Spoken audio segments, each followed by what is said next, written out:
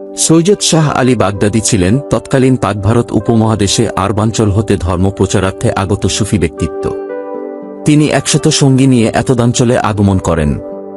তার নামানুসারে বাংলাদেশের রাজধানী ঢাকার মিরপুর 1 নম্বরে তার সমাধি রয়েছে।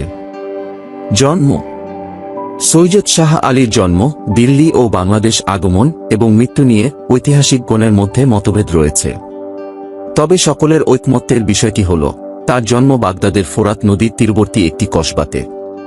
বংশ পরিচিতি: তিনি হযরত আলী এর বংশধর। হযরত ইমাম হুসাইন হতে ইমাম আলী নকির পিতা পর্যন্ত তার পূর্বপুরুষগণের মধ্যে সকলেই বসবাস করতেন মদিনায়। তার বংশ হতে শাহ সৈয়দ সুলতান আলী সর্বপ্রথম বাগদাদে আসেন, যিনি ছিলেন ইমাম আলী নকির ছোট ভাই। পরবর্তীতে তিনি দিল্লির সুলতানদের আতিথ্য গ্রহণ করেছিলেন। বাগদাদের বাদশাহ সৈয়দ ফখরুদ্দিন রাজির জ্যেষ্ঠ পুত্র ছিলেন সৈয়দ শাহ আলী বাগদাদী। তরিকার ধারা: পূর্ব হতে তিনি কাদেরিয়া তরিকা অনুসরণ করে থাকলেও সমসাময়িককালে ঢাকা ও তৎসংলগ্ন এলাকার প্রসিদ্ধ চিস্তিয়া সুফি শাহ মোহাম্মদ বাহারের আস্তানায় গিয়ে তার নিকট চিস্তিয়া তরিকা গ্রহণ করেন। অতঃপর তিনি ঢাকায় ইসলাম প্রচারকালে মিরপুরের এক স্থানে একটি জরাজীর্ণ মসজিদের সন্ধান পান। সে মসজিদ সংলগ্ন স্থানটিকে তার ইবাদত বন্দেগীর স্থান হিসাবে গ্রহণ করেন। মৃত্যু: পরবর্তীকালে ফার্সি ভাষায় খোদাই করা একটি শিলালিপি উক্ত মসজিদে পাওয়া যায়। ঐতিহাসিক গুরুত্ববাহী ওই শিলালিপিতে পাওয়া তথ্যের উপর ভিত্তি করে ধারণা করা হয় শাহ আলী বাগদাদী 1577 সালে মোগল আমলে মৃত্যুবরণ করেন। সন্ধান পাওয়া ওই ধ্বংসপ্রায় জরাজীর্ণ মসজিদের চতুর্দিকে বন্ধ অবস্থায় 40 দিনের চিল্লাব্রত পালনকালে তিনি মারা যান।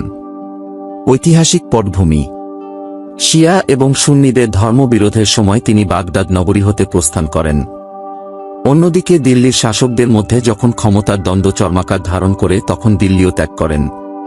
তিনি বাগদাদ হতে আসার পথে শেষ নবী মুহাম্মদের কেশধাম, হুসাইনের জুলফ, আব্দুল কাদির জিলানীর পিরহান বংশোক্ত উত্তরাধিকার হিসাবে সাথে এনেছিলেন। 1489 সালে শাহ আলী বাংলায় পদার্পণ করেন।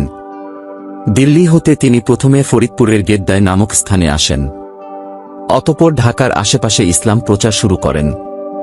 এমতাবস্থায় শাহ আলী যখন মিরপুরাঞ্চলে এসে উপস্থিত হন তখন সেখানে ওই জরাজীর্ণ অবস্থায় প্রায় ধ্বংসোন্মুখ মসজিদটি দেখতে পান।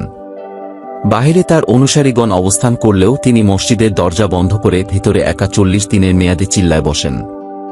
ভিতরে যত কিছুই হোক না কেন, তিনি তার মুরিদগণকে চিল্লা 40 দিন পূর্ণ না হওয়া পর্যন্ত কোনো অবস্থায় ভিতরে প্রবেশ করতে নিষেধ করেছিলেন।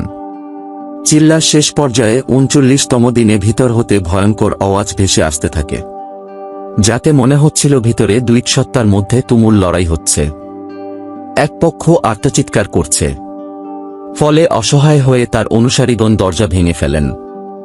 দরজা ভাঙার সাথে সাথে ভিতরের আওয়াজও বন্ধ হয়ে যায়। অথচ সেখানে তারা তার রক্তাক্ত ছিন্ন বিচ্ছিন্ন দেহ ছাড়া আর কিছুই দেখতে পাননি। সে সাথে একটি দৈববাণী শুনতে পান, যাতে বলা হয়, যেখানে পড়ে আছে সেখানেই দাফন করো। অতঃপর তাকে উক্ত মসজিদের ভিতরেই দাফন করা হয়। তখন হতে এ মসজিদটি তার দরগা শরীফে পরিণত হয়। সাধারণত আর কোন সুফি দরবেশের এরূপ মাজার কোথাও চোখে পড়ে না। তৎকালীন বাদশাহ নাসিরুল মুলকের আমলে প্রায় 1807 সালে, হিজরি 1221 সালে মুহাম্মদী শাহ নামক অপর এক সুফি ব্যক্তিত্ব উক্ত সাদিকে তৃতীয়বারের মতো পুনর্নির্মাণ করেন। শাহ আলীর মসজিদ: শাহ আলীর সাদি যে মসজিদে অবস্থিত তা তার নামে শাহ আলী মসজিদ হিসাবে পরিচিতি লাভ করলেও মূলত তা তার আগমন পূর্ব একটি ঐতিহাসিক মসজিদ। দিল্লি সম্রাট কর্তৃক মিরপুরে মসজিদটি নির্মিত হয়। একটি ঐতিহাসিক সূত্র হতে জানা যায়, বাংলার স্বাধীন সুলতান শামসুদ্দিন ইউসুফ শাহের রাজত্বকালে 1474 থেকে 1481 এ অঞ্চলের গভর্নর জহিরুদ্দিন খান 1480 খ্রিস্টাব্দে এটি নির্মাণ করেন। ঢাকায় আদি ইট নির্মিত যে সকল পুরাকীর্তি বা ঐতিহাসিক স্থাপত্য দেখা যায়, তার মধ্যে বিনতা বিবির মসজিদটি 1457 সর্বপ্রথম নির্মিত হয়। এরপরই নির্মিত হয় শাহ আলীর মসজিদ।